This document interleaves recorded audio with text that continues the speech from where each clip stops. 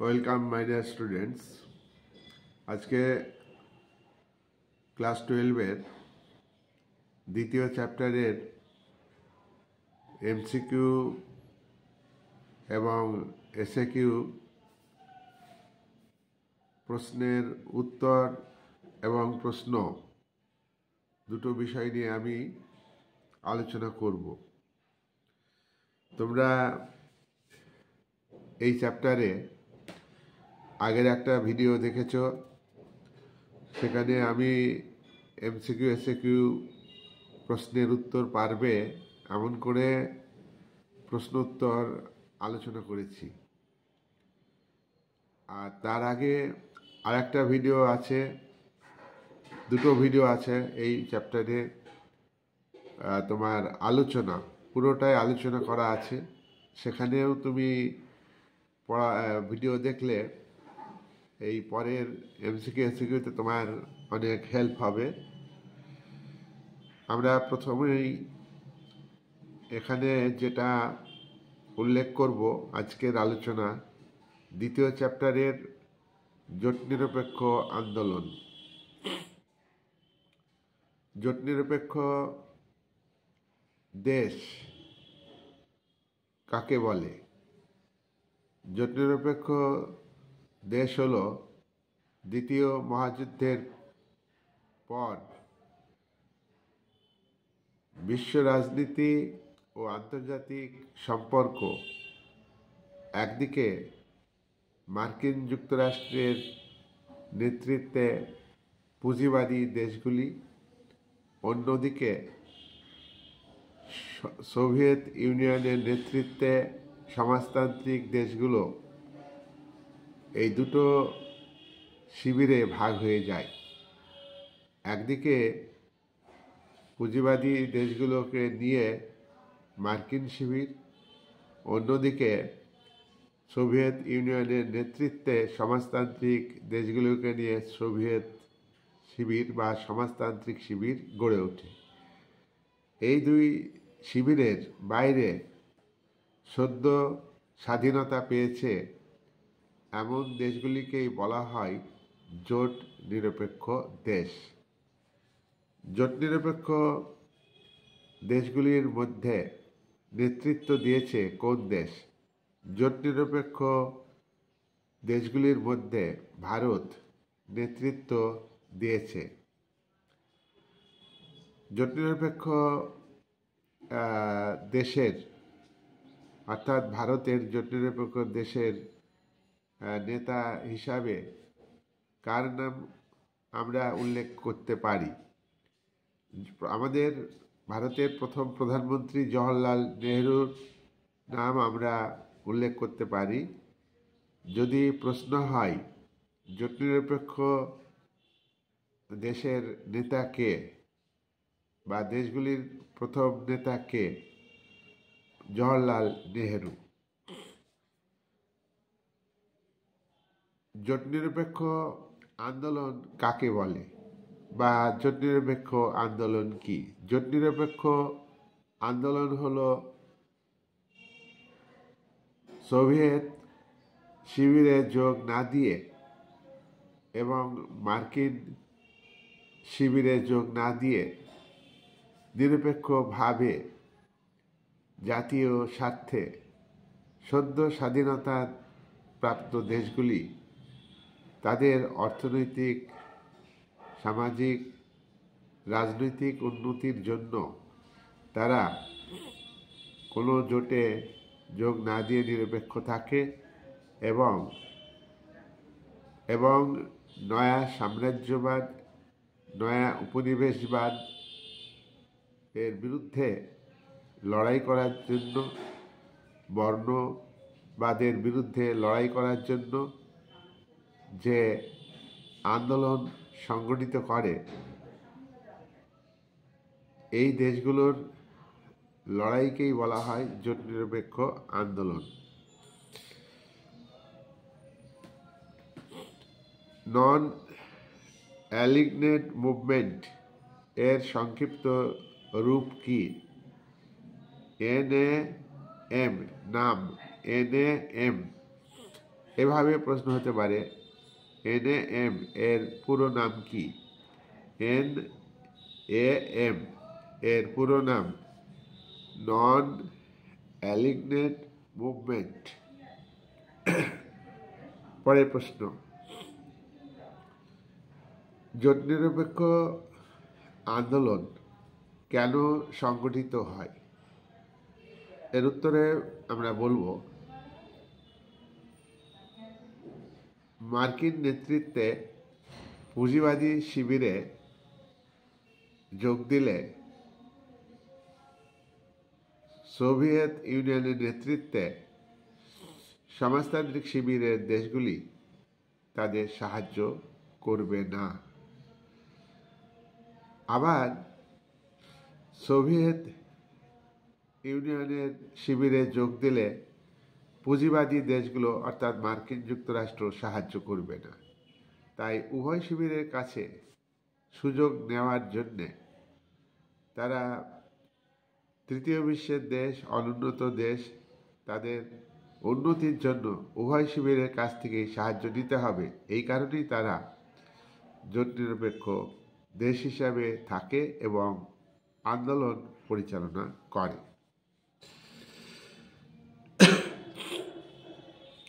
পঞ্চশীল নীতি কি? পঞ্চশীল নীতি হল 1954 সালে ভারতের প্রথম প্রধানমন্ত্রী জওহরলাল নেহেরু এবং চীনের প্রধানমন্ত্রী চুয়েনলাই এই দুজনের মধ্যে পারস্পরিক আলাপ আলোচনার মাধ্যমে 5টি নীতির ভিত্তিতে চুক্তি সম্পাদিত হয়। একে বলা হয় পঞ্চশীল নীতি। 5টা নীতি নির্ধারিত হয় এদের দুজনের বৈঠকে। পঞ্চশীল নীতি কত সালে গৃহীত হয়? 1954 সালে। পঞ্চশীল নীতি কোন কোন দেশের রাষ্ট্রনায়কের মধ্যে হয়? ভারতের রাষ্ট্রনায়ক জওহরলাল নেহেরু এবং চীনের রাষ্ট্রনায়ক ঝুয়েনলাইয়ের মধ্যে এই চুক্তি হয়। পঞ্চশীল নীতির 5টা নীতি কি কি? পঞ্চশীল নীতির প্রথম নীতি হলো যে প্রত্যেকটা রাষ্ট্রের সার্বভৌমিকতা এবং অখণ্ডতাকে শ্রদ্ধা করতে হবে।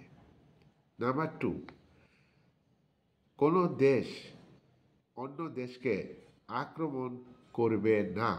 নাম্বার 3, অন্য রাষ্ট্রের অভ্যন্তরে অন্য দেশ হস্তক্ষেপ করবে না। অন্য রাষ্ট্রের অভ্যন্তরে হস্তক্ষেপ করা যাবে না। নাম্বার 4, সমতা এবং পারস্পরিক সাহায্য দান। সমতা অর্থাৎ সাম্য নীতি এবং পারস্পরিক সাহায্য দানের নীতি। লাস্ট 5 নাম্বার, শান্তিপূর্ণ সহাবস্থানের নীতি। এই 5টা নীতি হল পঞ্চশীল নীতি। জোট নিরপেক্ষ আন্দোলনের একটি সুদৃঢ় পদক্ষেপ কোন নীতিকে বলা হয়? জোট নিরপেক্ষ আন্দোলনের একটি সুদৃঢ় বা শক্তিশালী পদক্ষেপ হল পঞ্চশীল নীতি।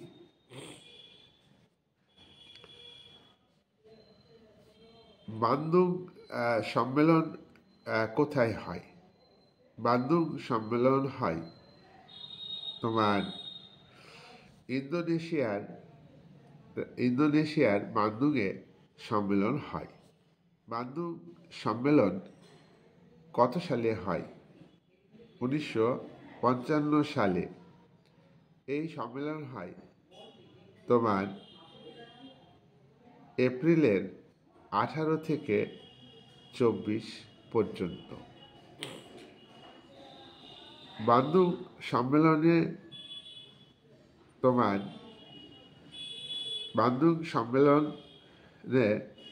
ঝুয়েনলাই চীনের প্রধানমন্ত্রী উপস্থিত ছিলেন।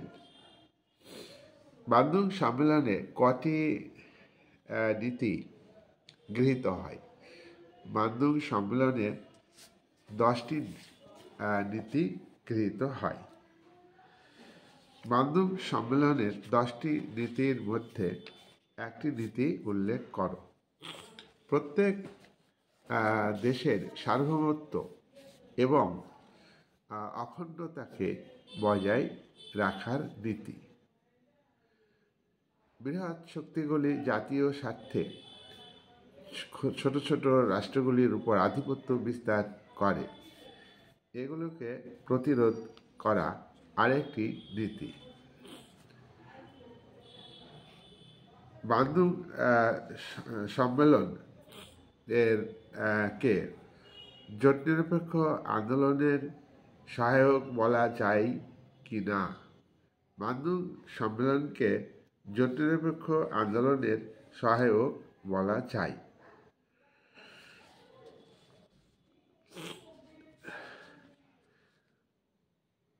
জোট নিরপেক্ষ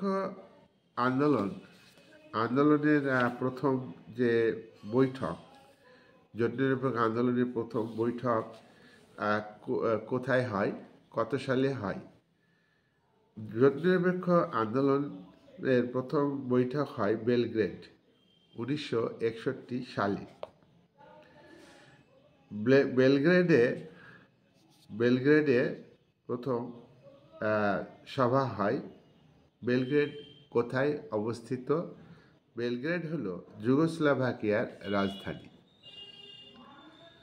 এটা হলো বান্ধুংয়ের 1তম বা প্রথম সম্মেলন।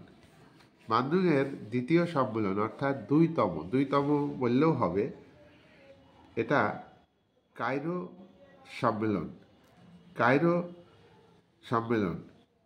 কায়রো হলো তোমার আরব সাধারণতন্ত্রের রাজধানী কায়রো।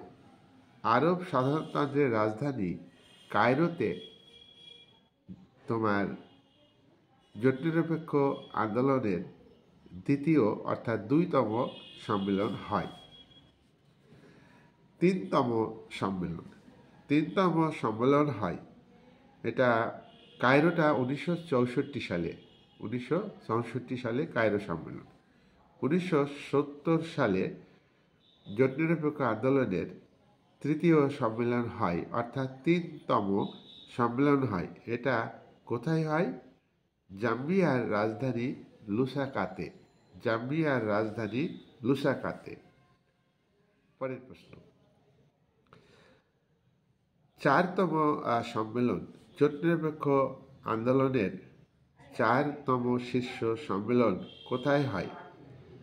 আলজেরিয়ার রাজধানী আলজিয়ার্সে হয়।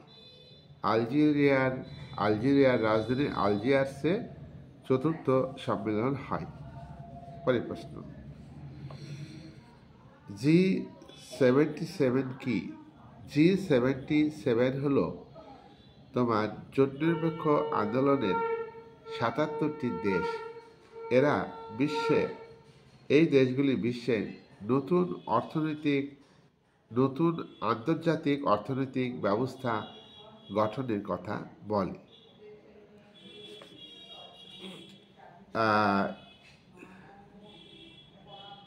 NIEO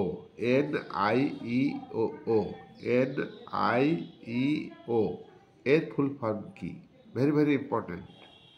new international economic order. Next, Colombo সম্মেলন। আলজেরিয়ার সম্মেলন হয় 1973 সালে, আর কলম্বো সম্মেলন হয় 1976 সালে। কলম্বো সম্মেলন কোথায়? শ্রীলঙ্কার রাজধানী কলম্বোতে 1976 সালে 5তম জোট নিরপেক্ষ আন্দোলনের সম্মেলন বসে। পরের প্রশ্ন, 6তম সম্মেলন কোথায় হয়? কিউবার রাজধানী হাভানাতে 1979 সালে 6তম সম্মেলন হয়। পরের প্রশ্ন, 7তম অর্থাৎ 7ম সম্মেলন কোন দেশে কোথায় হয়? 7ম সম্মেলন হয় 1983 সালে নতুন দিল্লিতে। ভারতের নতুন দিল্লিতে 7তম সম্মেলন হয়, জোটনিরপেক্ষ দেশের সম্মেলন। 8তম সম্মেলন হয় 1986 সালে জিম্বাবুয়ের রাজধানী হারারেতে 8ম সম্মেলন হয়। জিম্বাবুয়ের রাজধানী কত সালে হয়? 1986 সালে। 9ম সম্মেলন আবার বেলগ্রেডে হয়। 9ম সম্মেলন আবার বেলগ্রেডে হয়। বেলগ্রেডে আমরা বলেছি প্রথম সম্মেলন হয় 1961 সালে।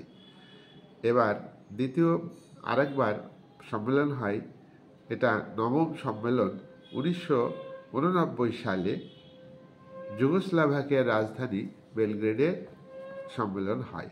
কততম? এটা 9তম সম্মেলন। পরের সম্মেলন 1992 সালে 10তম সম্মেলন হয়।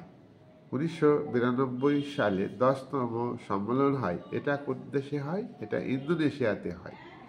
ইন্দোনেশিয়ার রাজধানী জাকার্তাতে এই সম্মেলন হয়। 11তম সম্মেলন। 11তম সম্মেলন কোথায় হয়? 11তম সম্মেলন হয় 1995 সালে। 1995 সালে কলম্বিয়ার রাজধানী কার্টাজেনাতে 11তম সম্মেলন হয়। কলম্বিয়ার রাজধানী কার্টাজেনাতে। 12তম সম্মেলন, জোটনিরপেক্ষ দেশগুলির 12তম সম্মেলন হয় ডারবানে। 1998 সালে দক্ষিণ আফ্রিকার ডারবানে জোটনিরপেক্ষ সম্মেলন হয়। এটা 12তম সম্মেলন। এই সম্মেলনের বিশেষ বৈশিষ্ট্য, বর্ণ বিদ্বেষী নেতা নেলসন ম্যান্ডেলা এখানে উদ্বোধনী ভাষণ দেন এই সম্মেলনে। পরের সম্মেলন 13তম সম্মেলন। 13তম সম্মেলন হচ্ছে কোন দেশে হয়? মালয়েশিয়ার রাজধানী কুয়ালালামপুরে 2003 সালে এই সম্মেলন হয়। 13তম সম্মেলন হয় কুয়ালালামপুর সম্মেলন, এটা মালয়েশিয়ার রাজধানী। পরের সম্মেলন 14তম, হাভানাতে এই সম্মেলন হয়। কত সালে হয়? 2006 সালে হাভানাতে এই সম্মেলন হয়। হাভানা কোথায়? হাভানা হলো তোমার কিউবার রাজধানী হাভানা। কিউবার রাজধানী হাভানাতে এই জোটনিরপেক্ষ দেশগুলির তোমার 14তম সম্মেলন হয়। 15তম সম্মেলন। 15তম সম্মেলন হয়, এই 15তম শীর্ষ সম্মেলন হয় তোমার কোথায়? এটা হয় তোমার 15তম সম্মেলন হয়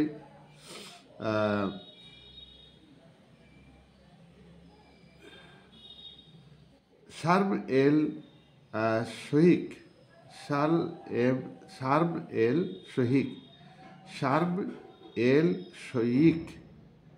ইজিপ্টের বন্দরনগরী। হ্যাঁ, শার্ম তালবাসায়কার ময়ূরের শার্ম এল শোইখ তালবাসায় ঐকার হস্যই খ। এখানে তোমার 2009 সালে 15তম জোটনিরপেক্ষ দেশগুলির সম্মেলন হয়। তারপর 16তম সম্মেলন তেহরানে হয়। তেহরান কোথায়? ইরানের রাজধানী তেহরানে 2012 সালে 16তম সম্মেলন হয়, অর্থাৎ ষোড়শ সম্মেলন বলা হয়। নেক্সট, 17তম সম্মেলন হয় 2016 সালে। 2016 সালে 17তম সম্মেলন হয়। এটা হয় ভেনেজুয়েলাতে এই সম্মেলন হয়। 18তম সম্মেলন হয় কত সালে? 18তম সম্মেলন হয় 2019 সালে। আজারবাইজানে এই সম্মেলন হয়। আজারবাইজানে এই সম্মেলন হয় তোমার 18তম সম্মেলন। এগুলো হচ্ছে তোমার জোট নিরপেক্ষ আন্দোলনের সম্মেলন, বিভিন্ন সম্মেলন। এখন প্রশ্ন হলো যে জোট নিরপেক্ষ আন্দোলনের প্রাসঙ্গিকতা আছে কিনা। জোট নিরপেক্ষ আন্দোলনের প্রাসঙ্গিকতা আছে কিনা এটা বিতর্কিত বিষয়। কেন? 1991 সালে দ্বিমেরুবাদের অবসান হয়েছে। একদিকে সোভিয়েত ইউনিয়নের নেতৃত্বে সমাজতান্ত্রিক দেশগুলোর যে শিবির, অন্যদিকে পুঁজিবাদী শিবির। এই দুই শিবিরের মধ্যে সমাজতান্ত্রিক শিবিরের অবসান ঘটে। তাহলে বিশ্ব রাজনীতি 1991 সাল থেকে তোমার শুরু হয় এক মেরুবাদী রাজনীতি।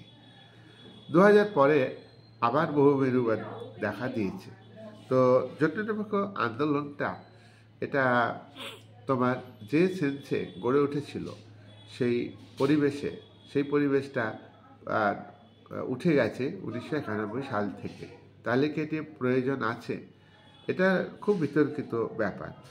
জোট নিরপেক্ষ দ্বিমেরুবাদের প্রেক্ষাপটে মানে গড়ে উঠেছিল, কিন্তু সেটা এখন নেই। কিন্তু জোট নিরপেক্ষ আন্দোলন শুধু তো জোটের বাইরে থাকলেই জোট নিরপেক্ষ আন্দোলন নয়। এই আন্দোলন আরও সুদূর প্রসারী। বর্ণ বিদ্বেষের বিরোধিতা করা, নয়া উপনিবেশবাদের বিরোধিতা করা, নয়া সাম্রাজ্যবাদের বিরোধিতা করা, এগুলো হচ্ছে জোট নিরপেক্ষ আন্দোলন। তা নয়া সাম্রাজ্যবাদ, অর্থনৈতিক সাম্রাজ্যবাদ যেটা, তো সেটা তো এখন শেষ হয়ে যায়নি। তার কারণ উন্নত দেশগুলি, উত্তরের উন্নত দেশগুলি দক্ষিণের অনুন্নত দেশগুলিকে, উন্নয়নশীল দেশগুলিকে এখনও শোষণ করে যাচ্ছে। উন্নত দেশগুলি উন্নয়নশীল ও অনুন্নত দেশগুলিকে পরনির্ভরশীল করে রাখছে। তাহলে তার বিরুদ্ধে লড়াই, এটা ইন্ডিয়ার একটা ইডিওলজি, আদর্শ, জোট নিরপেক্ষ আন্দোলনের আদর্শ। সেই অর্থে জোট নিরপেক্ষ আন্দোলন কিন্তু দরকার। জোট নিরপেক্ষ আন্দোলন যেটা new international economic order NIEO গঠন করেছে, সেটার ভূমিকা অব্যাহত আছে। সেটা ধারাবাহিকভাবে অর্থাৎ NIEO ভূমিকা থাকবে। তো সাম্রাজ্যবাদ, উপনিবেশবাদ তারা নতুন রূপ ধারণ করেছে, নয়া সাম্রাজ্যবাদে পরিণত হয়েছে এবং উপনিবেশবাদও কিন্তু নয়া উপনিবেশবাদে পরিণত হয়েছে। তো তার বিরুদ্ধে লড়াই ভারতের জোট নিরপেক্ষ আন্দোলনের যে নেতা সেই হিসাবে গ্রহণ করা। আরেকটি শর্ট কোশ্চেন হলো যে জোট নিরপেক্ষ আন্দোলনে কয়েকজন নেতার নাম বলতে হবে। সেখানে আমরা বলবো যে ভারতের প্রথম প্রধানমন্ত্রী জওহরলাল নেহেরু, মিশরের রাষ্ট্রনায়ক নাসের, ঘানার নক্রুমা, ইন্দোনেশিয়ার ডক্টর সুকর্ণ এবং যুগোস্লাভাকিয়ার মার্শাল টিটো। এই কজনের নাম আমাদের মনে রাখতে হবে। তো এই যে আন্দোলন, এটা একটা ধারাবাহিক একটা আন্দোলন প্রক্রিয়া। তো এখন একদম এই আন্দোলনের প্রয়োজন নেই একথা আমরা বলতে পারবো না। তার কারণ শুধু নিরপেক্ষ দেশ হিসাবে নয়, জোটের বাইরের দেশ হিসাবে নয়, জোট নিরপেক্ষ আন্দোলনের লক্ষ্য আরও সুদূর প্রসারী। বিশ্বকে শান্তিতে রাখা, বিশ্বের দুর্বল রাষ্ট্রগুলিকে তোমার নিরাপত্তা দেওয়া, এইগুলো হচ্ছে একটা স্থায়ী ধারাবাহিকভাবে আন্দোলন, লড়াই জোট নিরপেক্ষ আন্দোলনের। এই অর্থে জোট নিরপেক্ষ আন্দোলনকে আমাদের গ্রহণ করতে হবে এবং চালিয়ে যেতে হবে। তার কারণ পৃথিবী যতদিন থাকবে ততদিন নয়া সাম্রাজ্যবাদ থাকবে, নয়া উপনিবেশবাদ থাকবে। তারপরে পৃথিবীর বড় একটা সমস্যা এখন সন্ত্রাসবাদ। এই সন্ত্রাসবাদের বিরুদ্ধে জোটনিরপেক্ষ আন্দোলন সোচ্চার হয়েছে বিভিন্ন সময়ে, এবং ভারত এখানে নেতৃত্ব দিয়েছে। আর এই সন্ত্রাসবাদ দমনে যদিও মার্কিন যুক্তরাষ্ট্র সন্ত্রাসবাদ সৃষ্টি করেছে, তবে মার্কিন যুক্তরাষ্ট্রের উপর এখন আঘাত আসাতে সন্ত্রাসবাদীদের পক্ষ থেকে তারাও কিন্তু ভারতের পাশে, অর্থাৎ মার্কিন যুক্তরাষ্ট্র সন্ত্রাসবাদ দমনে ভারতের পাশে থাকছে। যদিও মার্কিন যুক্তরাষ্ট্র তার বিদেশ নীতিতে একদম মার্কিন স্বার্থকেই বড় করে দেখে, এবং তারা বন্ধুত্ব স্থাপনের মধ্য দিয়ে অন্য রাষ্ট্রের ক্ষতি করে। এই জায়গায় ভারতকে সচেতনভাবে থাকতে হচ্ছে, এবং ভারতের বিদেশ নীতিতে সবসময় একটা সতর্ক একটা দৃষ্টিভঙ্গি থাকতে হচ্ছে। এখন চীন যেভাবে আগ্রাসী নীতি গ্রহণ করেছে, পাকিস্তানকে চীন সাপোর্ট করে। পাকিস্তান আমাদের সবসময়ই, আমরা ভারত সহযোগিতার নীতি গ্রহণ করলেও পাকিস্তান সেক্ষেত্রে এগিয়ে আসে না। যে সেই কারণে মার্কিনের সঙ্গে ভারতকে একটা বন্ধুত্ব রাখতে হয়। মার্কিন যুক্তরাষ্ট্রকে ভারত প্রকৃত বন্ধু না ভাবলেও তাকে হাতে রাখার একটা চেষ্টা থাকছে। তার কারণ মার্কিন যুক্তরাষ্ট্র যদি চীনের পক্ষ নেয়, চীনের সঙ্গে মার্কিনের বিরোধ আছে, যদি বিরোধটা মিটে যায়, তাতে কিন্তু ভারতের সার্বভৌমত্ব নিরাপত্তার উপরে আক্রমণটা আরও জোরালোভাবে আসবে। যেখানে চীন সবসময়ই ভারতের সার্বভৌমত্বের উপর আঘাত হানার চেষ্টা করছে ধারাবাহিকভাবে, টুকটাক করে তারা সীমান্তে আক্রমণ করে। তাই আমরা জোটনিরপেক্ষ আন্দোলনকে আরও বেশি, যে তাদের এই আন্দোলনের যে স্থায়ী উদ্দেশ্য সেটাকে অব্যাহত রাখতে হবে। এই বলে আজকে প্রশ্ন এমসিকিউ এসিকিউ পারবে এই আলোচনা শুনলে। আমি অপশান দিয়ে করলাম না, সময় বেশি লাগবে। 4টি অপশান দিলে এমসিকিউতে তার মধ্যে বাছাই করে এটা সময় বেশি লাগবে, সেটাও আমি করব। হ্যাঁ, আগে এটা তোমরা দেখবে, এবং পারলে ভিডিও চালিয়ে খাতায় লিখে নিলে ভালো হবে, এবং শুনলেও হবে, লিখে নিলে আরও ভালো হবে। এই বলে আমার আজকে সংক্ষিপ্ত প্রশ্নোত্তরের যে আলোচনা সেটা শেষ করলাম।